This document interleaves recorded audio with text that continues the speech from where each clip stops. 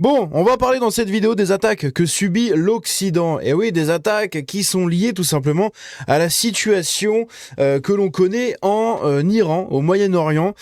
Situation notamment menée par les États-Unis. Et donc, évidemment, comme d'habitude, eh bien, les États-Unis subissent une répression des pays visés dans ce conflit au Moyen-Orient.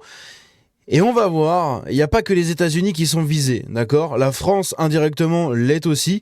Il y a aussi la Suède et d'autres endroits. On va regarder un peu tout ça dans cette vidéo. On va faire un topo global et c'est magnifique. Vraiment, c'est magnifique.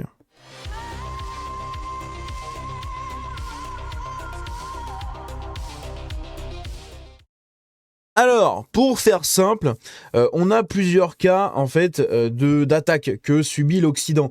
Il y a les attaques simples, je dirais, et les attaques terreau. Ici, on va regarder quelques attaques terreau, eh oui, qui sont tout simplement démonstratives de ce qui nous attend à l'avenir. Et j'en avais parlé même chez les newsers. En fait, c'est l'un des risques que moi personnellement, et pas que, puisque je suis pas le seul non plus, je suis pas omniscient, je suis pas le seul à penser ça, mais on est beaucoup à penser ça. En fait, au-delà du conflit en Iran, de bien, pas bien, les mollahs ou je ne sais quoi, ben en fait, on redoute les attaques terreau en guise de vengeance, de répression, comme à chaque fois. Et du coup, chez les newsers, j'en avais parlé, j'avais dit voilà, pour moi, le plus gros risque, c'est ce qui va se passer après, puisqu'on sait que Laurent Nunez avait mobilisé un peu l'anti-terreau, etc. Il avait réveillé un peu toutes les cellules comme ça, parce que en Europe, les cellules dormantes terreau, elles se réveillent aussi. Et justement, sur le principe de défendre l'attaque des Occidentaux au Moyen-Orient, etc. Bref, et donc on va regarder ici par exemple ce qui s'est passé à New York, mais pas que. On a d'autres endroits dans le monde, comme je vous l'ai dit, à regarder. Mais ici, à New York, il y a eu cette tentative de Hakuna Matata à New York, où des patriotes opposés aux appels à la prière islamique attaqués. On a deux dispositifs artisanaux qui ont contenaient du coup des boulons et des vis, donc des grenades à fragmentation en fait, mais totalement artisanales, qui ont été lancées au cri de le monsieur d'en haut est très grand, mais pour le croissant de lune. Et donc, on a Amir Bella, 18 ans, et Ibrahim Nick, 19 ans, qui ont été interpellés. Je vous mets cette vidéo et vous allez regarder. Et encore une fois, vous n'avez pas le son. Je ne sais pas pourquoi, le son ne se met pas. C'est assez scandaleux, ça commence à me saouler. Il va falloir que je corrige ça. Je suis désolé, c'est un peu relou à chaque fois. Mais voilà.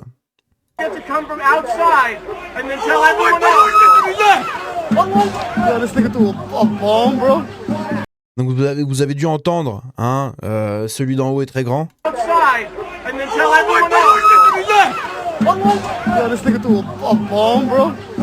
Yo, he threw a bomb? Yo, did he throw a bomb, bro? Nice. That shit stinks. That shit stinks. Donc le mec a jeté une grenade artisanale, comme on l'a dit. Juste là, après, il a été interpellé. Donc voici le spécimen dont on verra un peu plus en détail la petite tête. Donc là, les deux. Et regardez quand ils étaient en train d'allumer leur truc.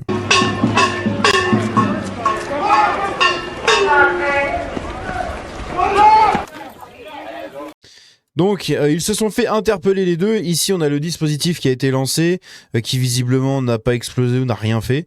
Et vous avez un autre visuel, regardez ça.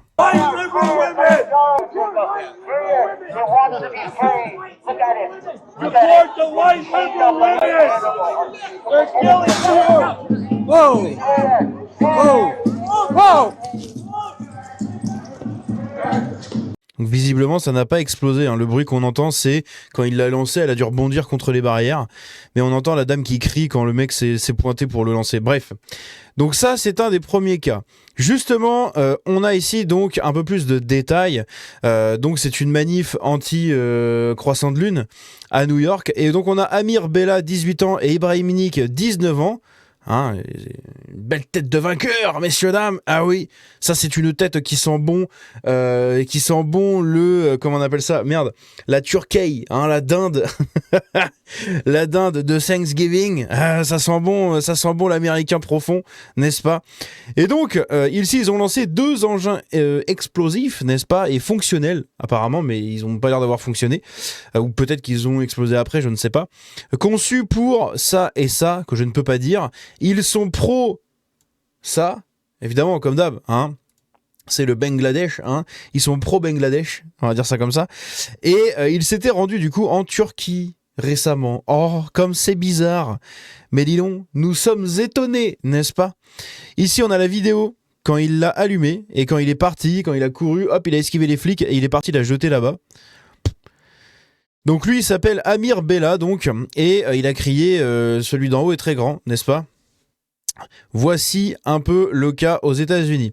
À côté de ça, on a ici en Virginie, d'accord, ça s'est passé très récemment. Encore une fois, en Virginie, ça s'est passé hier, d'ailleurs, à l'heure où j'enregistre cette vidéo, le 14. Eh bien, ça s'est passé le 13 mars. Un Hakuna Matata Mumu à l'université Old Dominion, donc en Virginie, qui a fait un décès et 2 blessés. Mohamed Baylor Jallo, un ancien membre de la garde nationale et pro-Bangladesh, qui a crié pareil, celui d'en haut est très grand le croissant. Hein, après, beau le lavabo, il est grand le croissant. Il a été neutralisé par des étudiants. Donc voilà, encore une fois, mais il faut retenir qu'il y a quand même quelqu'un qui a perdu la vie dans cette attaque. Magnifique.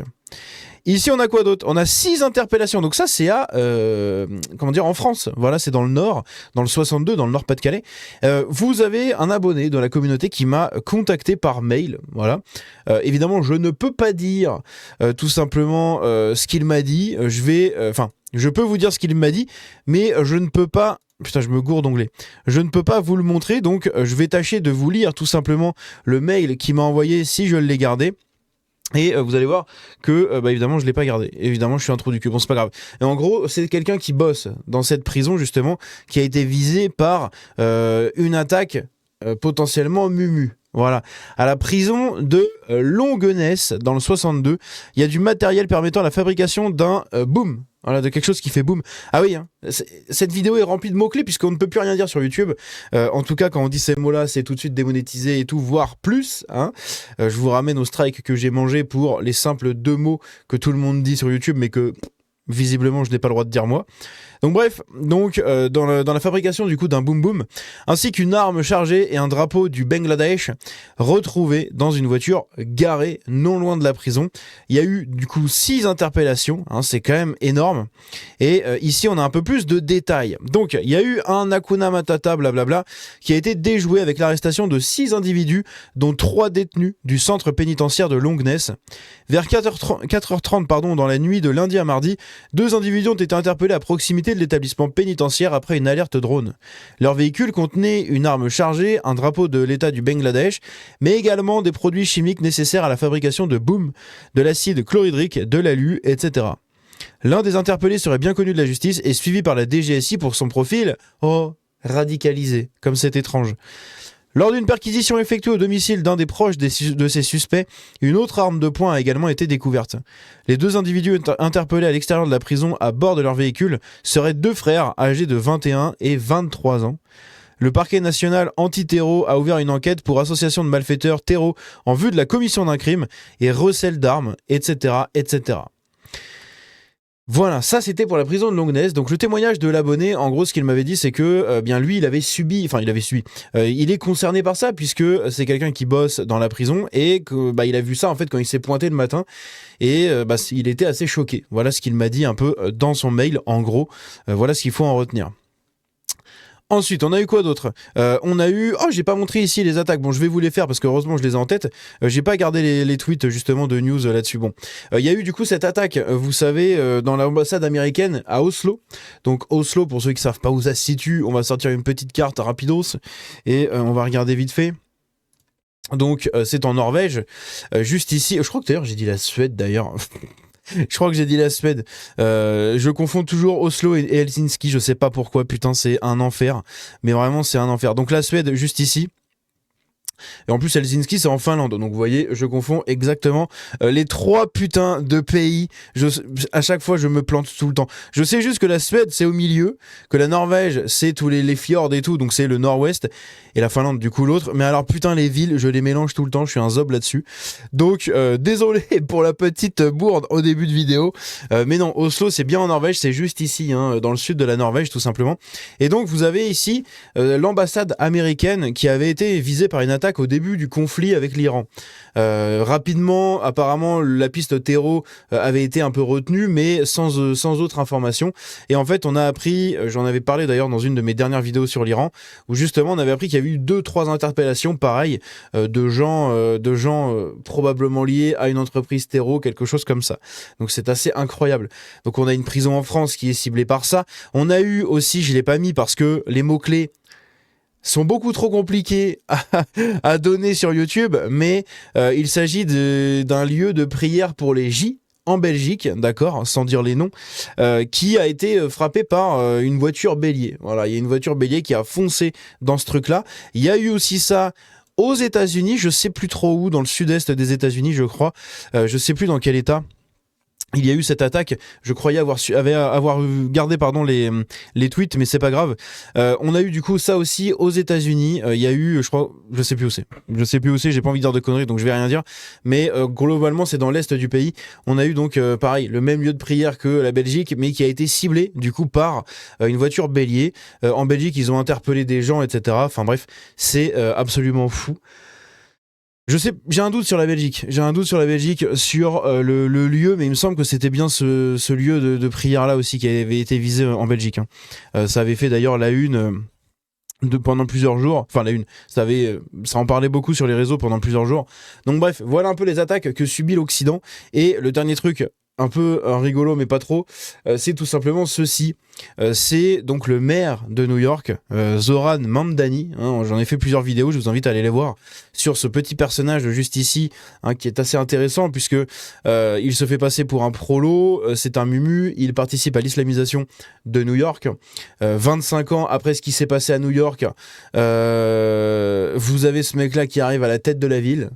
Comme quoi, il suffit d'une génération pour que les gens oublient littéralement ce qu'il s'est passé dans le passé, justement. Et c'est assez triste. Et donc ici, on a un drapeau Pride, hein, donc vous avez tous les trucs dedans, hein, LGBT, Black Lives Matter, trans, etc. Qui, justement, juste à côté de lui. Hein. Et donc, le maire de New York, Zoran Mamdani, a inauguré un nouveau bureau pour les affaires LGBTQIA+. Non, c'est magnifique. Dirigé par la première personne transgenre à diriger une agence municipale. C'est beau, hein, c'est beau l'avenir. Vous avez ça et dans le même temps, vous avez des trucs comme ça qui se passent dans la ville. Voilà. C'est pas grave, écoutez, c'est magnifique, hein. C'est le futur. Bref, dites-moi ce que vous en pensez dans les commentaires. N'hésitez pas à faire un petit don juste ici, si jamais vous le pouvez, hein, ne serait-ce que déjà 1 ou 2 euros, mais je pense que cette vidéo-là sera encore en dollars jaunes. En ce moment, ça n'arrête pas les dollars jaunes sur ma chaîne, je sais pas pourquoi, mais j'arrête pas d'en avoir, donc ça commence un peu à me faire chier, n'est-ce pas? Puisque au-delà de la monétisation qui est inexistante sur une vidéo en dollars jaunes, c'est surtout la mise en avant. Et donc, les vidéos ne servent à rien, en fait, je les publie, mais elles font pas beaucoup de vues comparé à ce qu'elles devraient faire. Donc c'est un peu relou. Bref, dans tous les cas, on se dit à la prochaine, prenez soin de vous, protégez-vous, et on se dit à la prochaine, ciao.